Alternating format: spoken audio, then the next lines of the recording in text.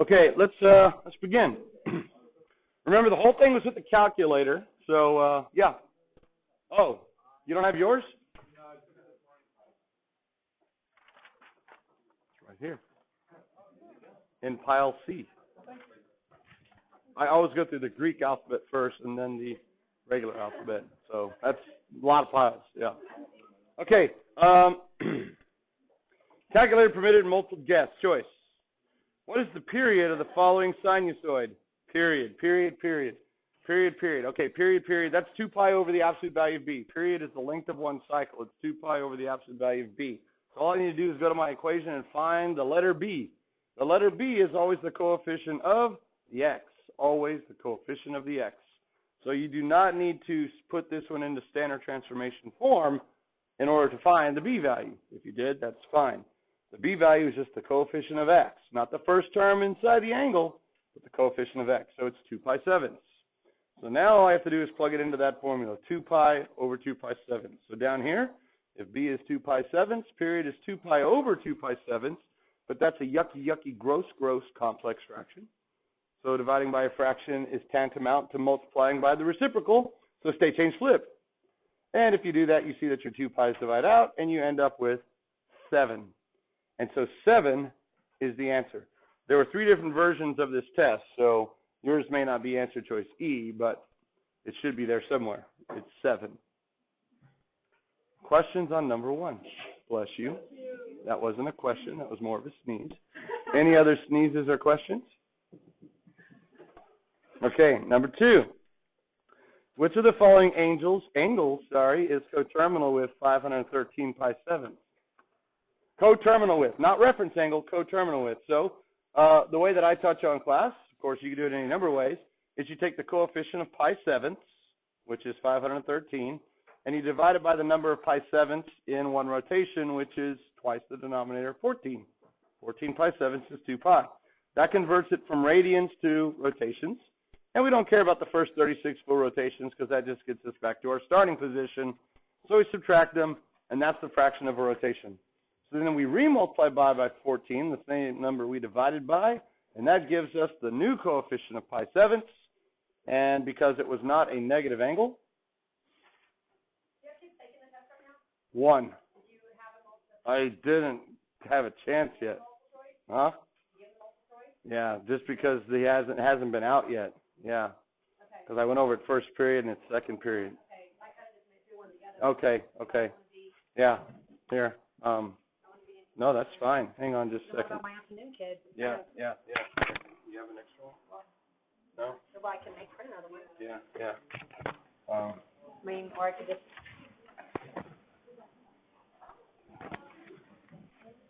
Yeah, I didn't have time. I don't think it really helps. Yeah, I scolded him. Yeah. All right. All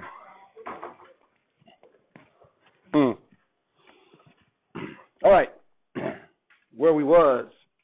Oh, coterminal. We got 9. So 9 is the new coefficient of pi sevenths. So the answer is 9 pi sevenths. There it is, 9 pi sevenths. What is the reference angle? 2 pi sevenths. Good. Because 9 pi sevenths is in quadrant 3. We're 2 pi sevenths past 7 pi sevenths. I didn't ask for the reference angle, nor did I put that as an answer. Darn. Maybe next year. For me. All right. Questions on number 2. Sneezes on number 2. Sniffs only? Okay. Number 3. This is the one that was kind of persnickety. Some people kind of mess this one up.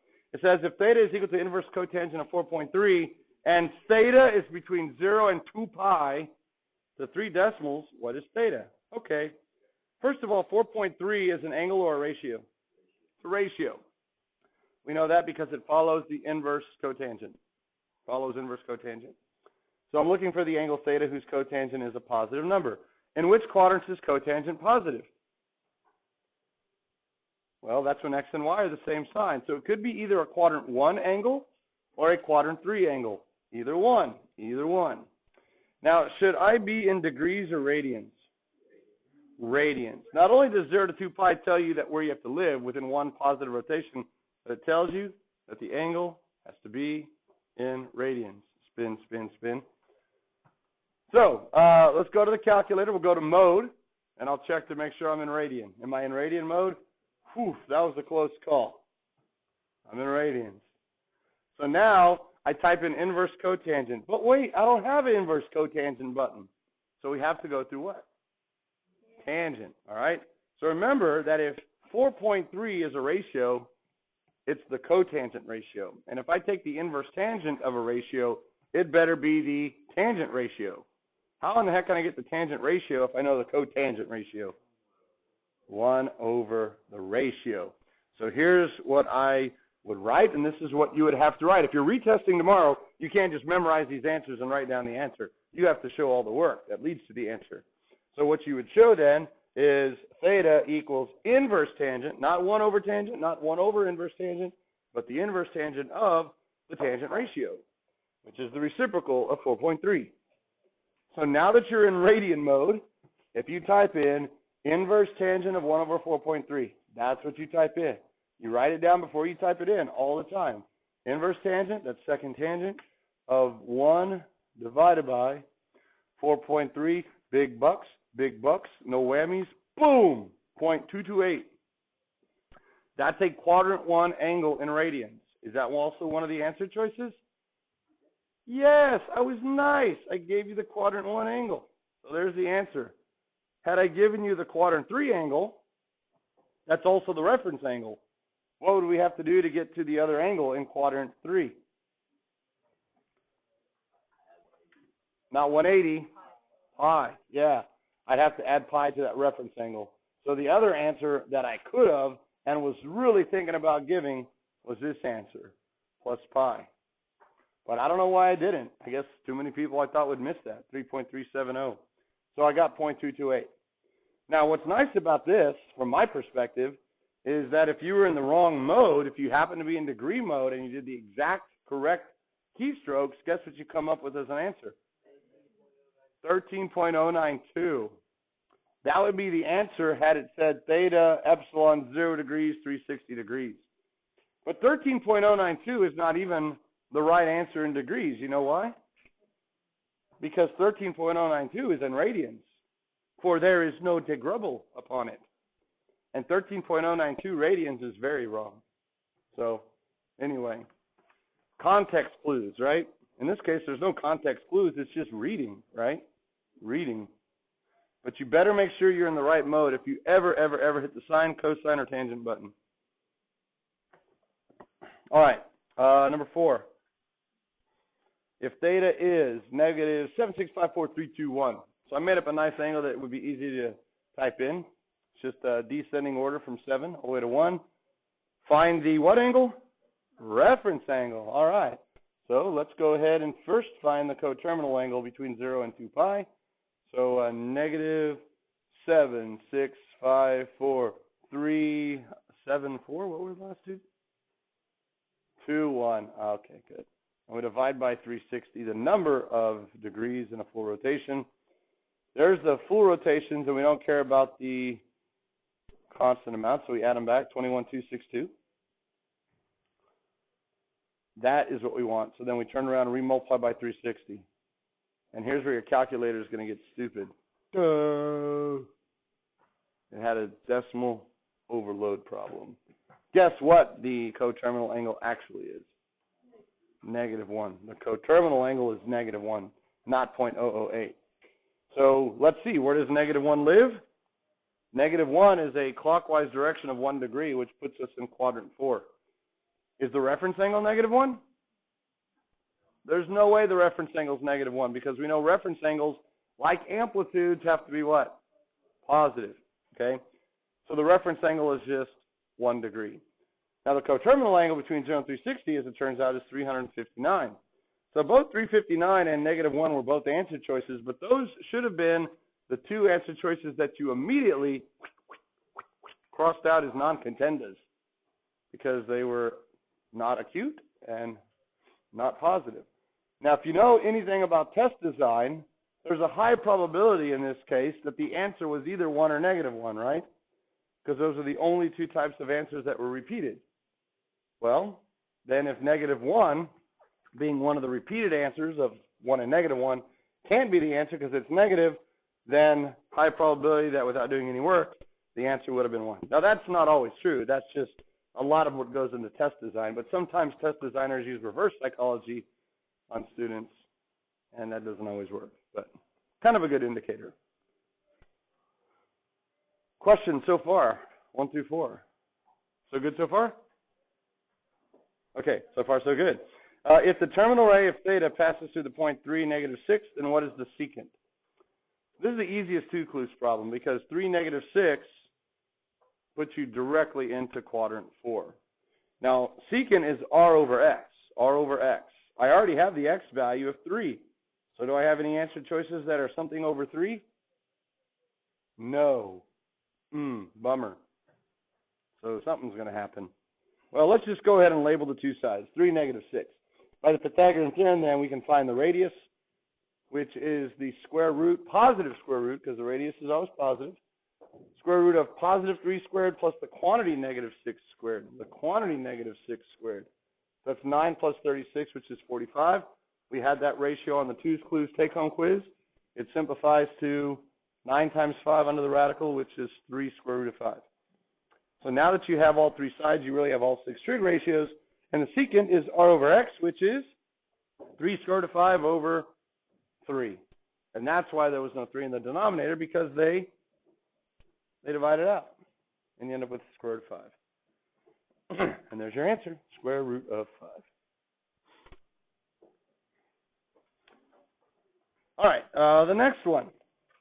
It says approximately. That means what? Exactly? No, it means ish, right? How many cycles will this function have between 0 and 2 pi? The number of cycles from 0 to 2 pi. The number of cycles from 0 to 2 pi. We said it, or I've said it many times. It's the what letter from standard transformation form? B. B is the horizontal dilation factor, but it's also the number of cycles in 2 pi. So all we need to do is get the B value, which is the coefficient of x. Don't need to put it in standard transformation form. It's pi. There are exactly pi cycles between 0 and 2 pi. Is pi an answer choice? No.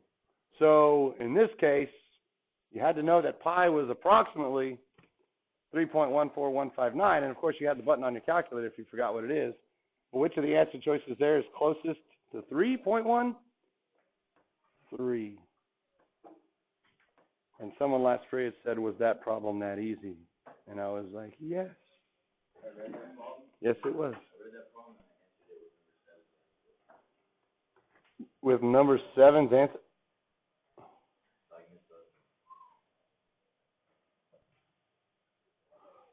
How'd you do that? Oh, you like totally skipped the answer choices for 6 and the question for number 7. And you went straight to, oh, wow. Oh. Yeah, I thought the graph was part of the problem. Yeah, careful reading will take you a long way. And I realize that the graph has to go somewhere. I typically put it above the question that follows. So, yeah, how many cycles will the function, whenever you have answer choices like that, that locks off that problem. We're not going to have anything related to that question after the answer choices. Okay? And, of course, if you're ever in doubt during a test, do what? Raise your left foot as high as you can, and I'll come by and clarify. Okay? I'm not very flexible. I had it off the ground and he never came by. Raise your hand, I guess, would also work. That's the typical thing. I'm sorry for that. You know, I would have been happy to clarify on the test. All right, number 7. What's the period for the graph shown where? Above. We had several like this on the worksheet. You have pi thirds. It's the only thing that's labeled. We're trying to find the period. The period is the length of one cycle. The length of one cycle. So we have 4 full cycles shown in a distance from 0 to pi thirds, which is pi thirds units.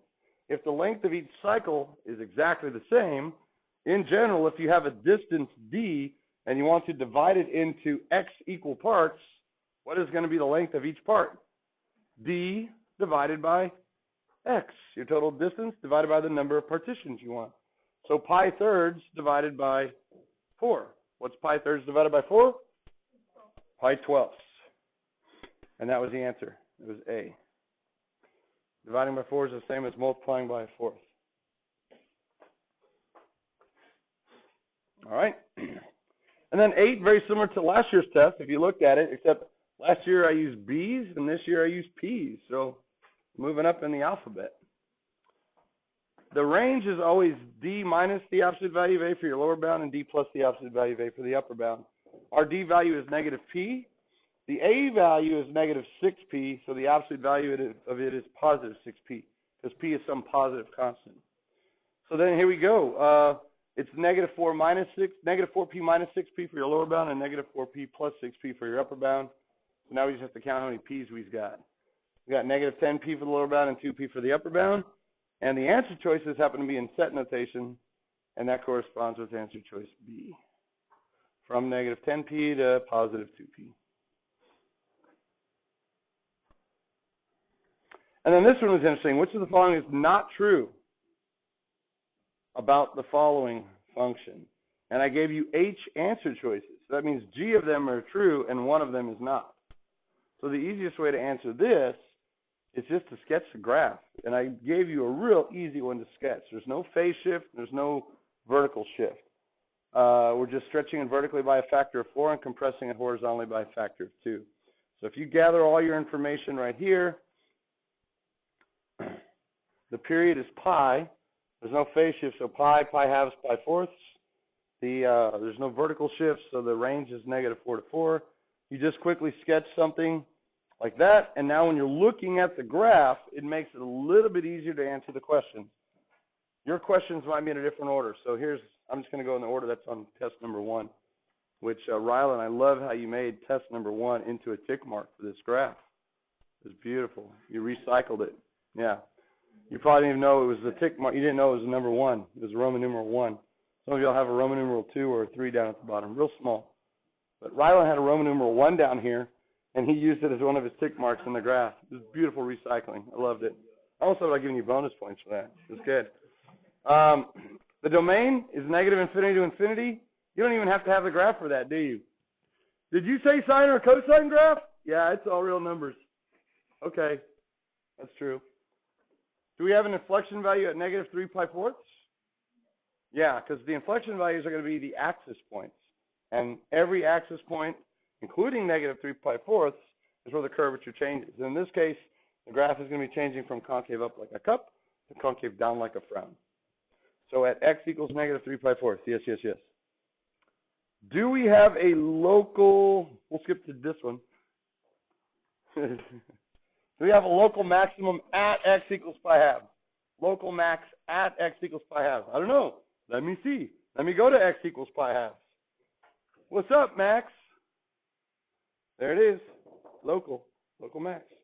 At that x value. The local maximum value is 4, but it happens at pi halves. The y values are the max mins. The x values are the locations. E, is the range negative 4 to 4? Yep. It sure is. Is the function increasing on the interval from 0 to pi halves? 0 and pi halves are what types of numbers, x or y? Those are x values, okay? Because increasing is talking about the description of the y values. The y values are going uphill from left to right on these x values. Let's see if it's true. X equals 0 is the y-axis. X equals pi half is the location of the local max. If you look on that interval from 0 to pi halves, what's the graph doing from left to right? Going up.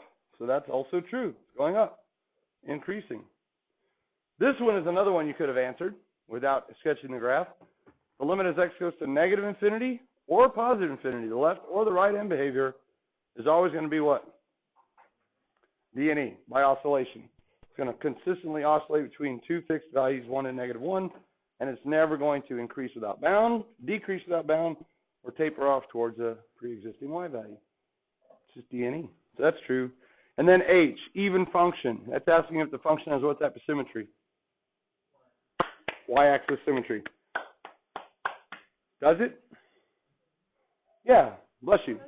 It's a cosine function without a phase shift, so it's going to be an even function. Yes, that's true. So all the ones I've mentioned so far are true. So the one that must not be true is the last one. Do we have a local minimum of y equals pi? Well, no, it looks like the local minimum value is -4. But if you go to x equals pi, you'll notice that is the location of a minimum value of -4. So what did I do on that one? I was trying to be a little sneaky and slide it in there. I changed it around. How can we make this true? If it said local minimum at x equals pi, then it'd be true. Or if it said local minimum of y equals not pi, but -4, then it would also be true. So what I did, I deliberately mixed up the x and y values. All right, we don't even have to say at y equals pi. I could have just said local minimum of pi. It's implied that the of means y values, at means x values. Okay, so the correct answer was local min of y equals pi. It was correct because it was wrong. Any questions on the multiple guess choice question? Don't forget about the math club meeting today after school at 4:05. Unless you have to go to the Key Club, I understand, right? There's a Key Club meeting? Yeah, I thought Key Clubs were on Wednesdays, no? No, always Thursdays. What's always else on Wednesdays? No? HOSA? Oh, okay. We'll figure it out. Tuesdays. Tuesdays are good, right? Yeah, I like Saturdays. Saturdays are always good. All right, free response. All right, so here we are on free response. I give you the equation, and I didn't ask you on part A to put it into standard transformation form. Why? It's already there. I gave it to you in standard transformation form. Ouch. I'm going to win, Chair. Don't even think about it. I'm the boss of the chair and my calculator. You should be the boss, at least, of your calculator. Yes, yes. So I asked you for the amplitude. What is the amplitude? The absolute value of A. Okay? And that would be the absolute value of -5, which is 5. So if you just put 5 for part A, you got the check. I would prefer every time you give an answer that it's labeled. So like the absolute value of A equals 5 would be preferred. But I only ask you one thing on part A. So if you put a numeric answer down, I'm assuming you're answering that question. The answer is not -5. And a few people put -5. If I ask you for the A value, then you would put -5, and 5 would be wrong. But as for the amplitude, so like reference angles, amplitude is positive because it's a distance above and below the sinusoidal axis, not a directed distance. Some people put the absolute value of A equals -5. Oh my. Okay. So test anxiety, out-of-body experience, I don't know. Just make sure you're thinking, right? You're thinking all the way through. Focus. Concentrate. Okay? Focus. How many cycles exactly? Does that mean approximately? No. Exactly means exactly. No rounding, no truncated answer. Does f of x have between 0 and 2 pi? Hey, and there's like another bonus question on part B. What's the period of f of x? It's like 2 for 1. Some people didn't get to the last part of part B. Okay? First of all, the number of cycles in 2 pi is always the b value. Always the b value. Always the b value. The b value is what? Pi thirds. Is pi thirds an exact answer? Yes. So, because there were 2 parts on this section, here's where you had to label them. If you didn't label which one was which, I don't know which one is which. So some people put the number of cycles in 2 pi is pi thirds.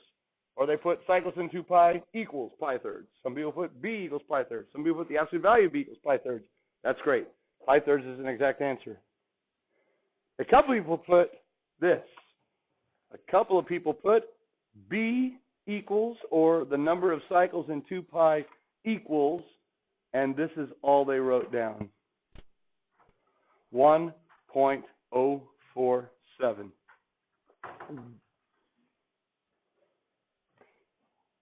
Is 1.047 exact? No. Okay. In order to be exact, you would have to write down how many decimals. All of them. And how many decimals does pi thirds have? Infinitely many. You'd still be taking the test. And you would die an old person still taking the test. And it doesn't matter. You would still get it wrong because it's still not exact. It's very accurate, but it's not exact. But I didn't count it wrong. Because it's still technically correct, we just need to work on your reading skills. Okay? All right? It's like the person who's in the express checkout of 10 items or less at the H-E-B and they got 11 items. You're not sure if it's a math problem or a reading problem, but you know the guy has a problem. Could be an ego problem, right? This is my lane right here, my lane. All right. Okay. These count as one item. The milk and the cereal, that's one item, right? Can't have cereal without milk. They have to go together. One item. Okay. Some people did put both. They put pi thirds equals 1.047, and that's fine because you give me the exact. And then some people walked away. But there's a second part. I ask you up here, not down below. I ask you right here, what's the period? Period is 2 pi over b. 2 pi over b. 2 pi over the absolute value of b. That's 2 pi over pi thirds. They change flip, you get 6. So p equals 6, period equals 6. There you go. If you just wrote on this section pi thirds and 6, and that's all you wrote, now I'm probably not going to give you credit because you're not communicating to me which one is which. I can't assume that you're writing down from left to right the answers in the order in which the questions are asked, because you may just be a backwards person. You may have written them down from right to left. I have no idea. So make sure that everything is labeled, clearly labeled. Now, some people didn't do it up there in the first period, but of course, you probably need that to graph it. So if you find it down here, that's great. But I wanted it up here. I was kind of testing your thoroughness, your reading ability. If you did it down below, that's great. Bring it back up here and import it from one of the lower problems. But I want to see it in that section. All right, what is the equation of the sinusoidal axis? The sinusoidal axis equation, I was looking for y equals -2. And many people got that. Fantastic. That's the sinusoidal axis. I was not looking for, unfortunately, d equals -2. A couple people put that. D is the letter in the standard transformation form that is -2, but that's not the equation of the sinusoidal axis because that's hard to graph. All right? So the letter D is -2, but in general it's a graph of a function. Now some people did put f of x equals -2, and I begrudgingly counted it correct because f of x, as you learned back in Algebra 1, hopefully, is just another name for y. But it's a little bit of a bad choice for -2 because what if you had a birthday party and you only invited 2 people and both of them was named Fred? Then you try to have a conversation with Fred and you're like, hey, Fred, you remember that time? And the other Fred's like, what? And you're like, no, not you, Fred. I'm talking to Fred. And then, well, you said Fred. I know, but I meant Fred. Okay? It's going to get a little confusing when you refer to people by the same name and there's only 2 of them. Why does that analogy make any kind of sense? Our function's name up here is Fred. It's F. And there's only one other equation now. And if you named it F, Fred, now you got 2 people at your party and they're both named Fred. That's a little bit confusing. So if you wanted to use function notation, just give it another name like Gladys. Okay, with a G. All right? Or if you don't like Gladys, name it Hortense with an H. That's quite a party. Fred, Gladys, and Hortense came to my party. And they all brought me the same things. Mothballs. Mothballs. All right. That's, yeah. Elderly people usually have names like Gladys and Hortense. And if it's not mothballs that they have laying around the house, you know, because they're good in the closet to keep the moths out of the coats, and they're also good on the ground and everywhere to keep the rats away. If it's not mothballs all over the place, It's Epsom salt. Because that's good for a soak in your feet. But anyway. I don't want any old people watching this video and getting upset at me. So we have Epsom salt and mothballs in my house. Yeah, I'll show you when we get home. Yeah. All right. Part D. I made up the part about the mothballs. What we do is got the Epsom salt. All right. Sketch the graph of f of x showing the critical values on the x-axis. Blah, blah, blah. Okay, so let's talk about the graph. This is worth 3 checks for the graph. 3 checks for the graph. Here's what I was looking for. Number 1, did you have your vertical information labeled? If you had a 3, a -2, and a -7, you got to check. If you had any other numbers besides those, you didn't have to check. You did not get to check. 1 check for that. The other check came from, did you have a sinusoidal wavy curvy graph, and did you have the 0.5 or 1/2 x value labeled, and at that point, did you have an axis going down?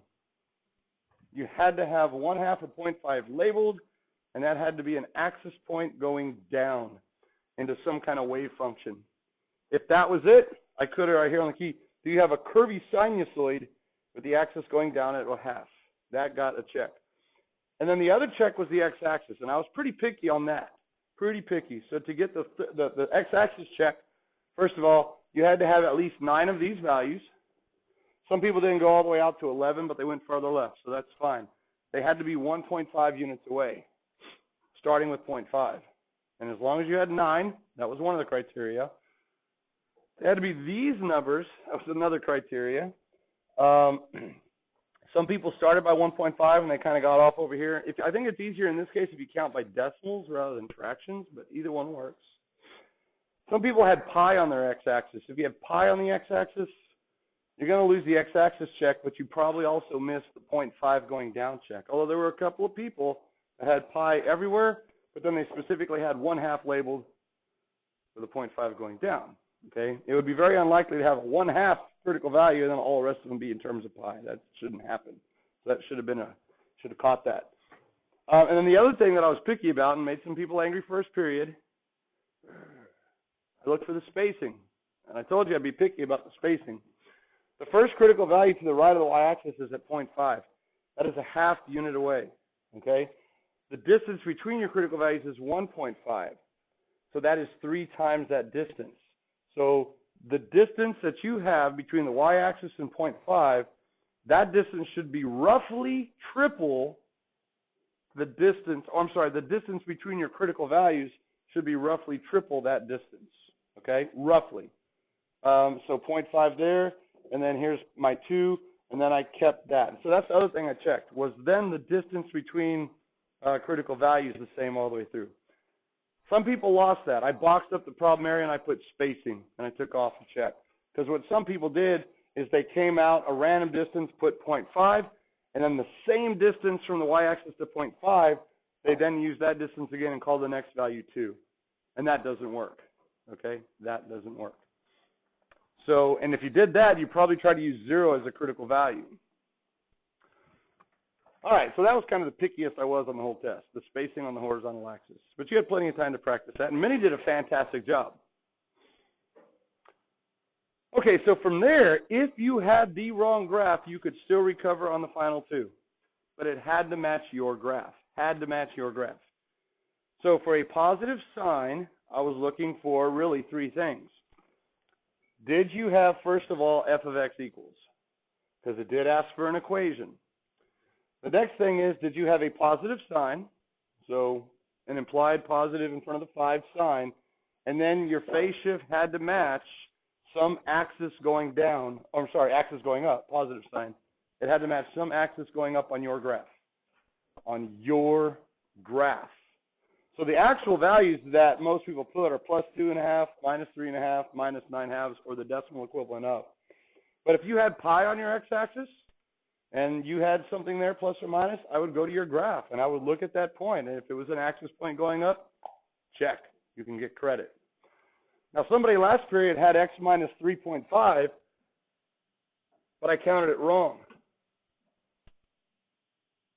And they were like, but it is the right answer. And I'm like, it is the right answer, but it doesn't match your graph.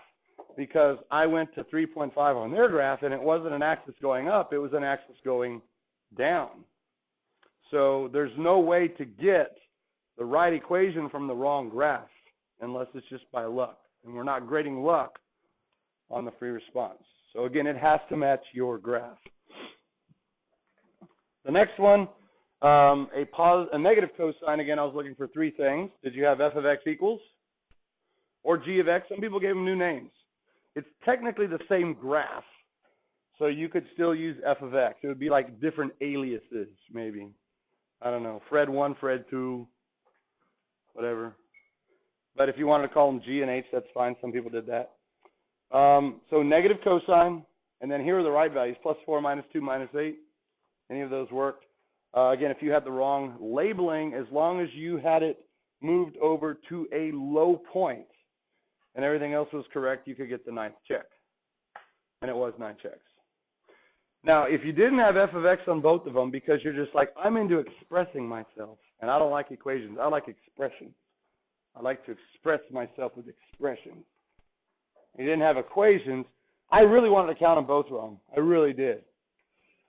Because I thought we've had this conversation enough times this year, especially when it says to write an equivalent what? Not expression, but equation. But after consulting with Mrs. Lincoln, we decided that we would give 1 out of 2. So if everything else was correct, but you just forgot the f of x on both, you lost 1 check, not both. You're welcome. Don't do that. Read carefully. We're testing more than just math at this level, right?